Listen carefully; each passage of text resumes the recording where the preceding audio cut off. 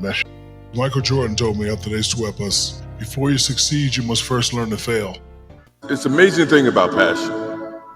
If you love something, if you have a strong passion for something, you would go to the extreme to try to understand or try to get it. Whatever you have a love for.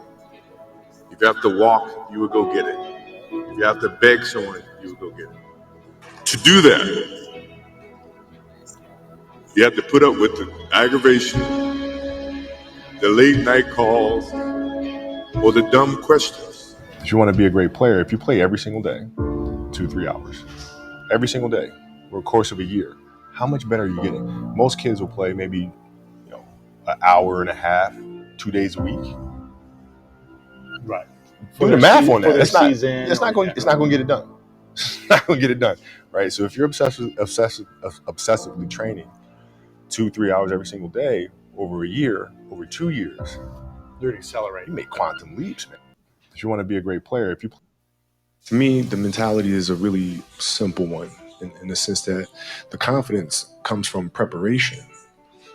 So when the game's on the line, I'm not asking myself to do something that I haven't done thousands of times before, right? So when I prepare, I know what I'm capable of doing, I know what I'm comfortable doing, and I know what I'm not comfortable doing, right? And so in those moments, if it looks like I'm ice cold or not nervous, it's because I've done it thousands of times before. So what's one more?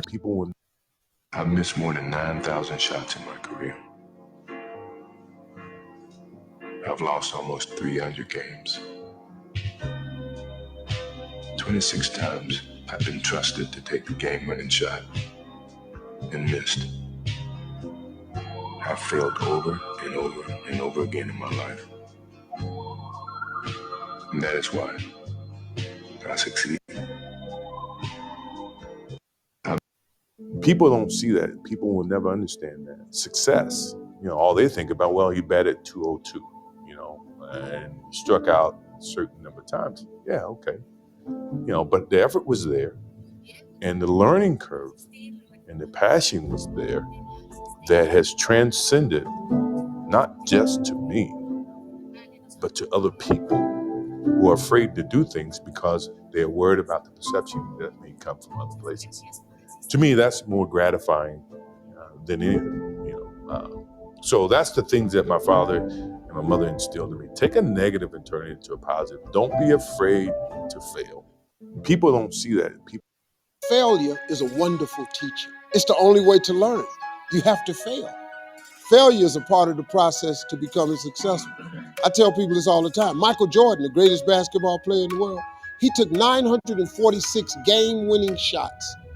946 times since he was in high school, the ball has been in his hand to take the game-winning shot with no time on the clock. He has only made 146 of those. He has missed over 700 times, but he has made 146. You know what they write about? When you make it. They write about when you make it. So guess what? When you get through failing, all you got to do is make one. Failure. Michael Jordan tells me one day he wants to be the best player that's ever played here. And I said, well, you got to work harder than you did in high school. He said, I worked as hard as everybody else. I said, oh, excuse me. I thought you just told me you want to be the best player to ever play here. He said, I'm going to show you. Nobody will ever work as hard as I work. My mentality was to go out and win at any cost. If you don't want to live that regimented mentality, then you don't need to be alongside of me. Because I'm going to ridicule you until you get on the same level with me. And if you don't get on the same level, then it's going to be hell for you.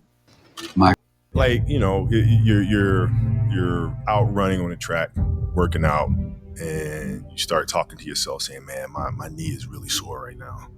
Maybe I'm doing too much. Maybe I need to back off, man, my lungs are burning. Maybe I can just slow down here. I'll do like an extra 2 sets tomorrow. It'll be okay, right? That sort of stuff. Like that stuff's dangerous. And that's, you just got to say, you know what? I'm not negotiating with myself. The deal was already made. The deal was made. When I set out at the beginning of the summer and said, this is the training plan I'm doing, I signed that contract with myself. I'm doing it. you know, throughout that process, you'll start talking to yourself like, man, I think I need to, maybe if we, nope. No, this is non-negotiable. Non-negotiable. Yeah.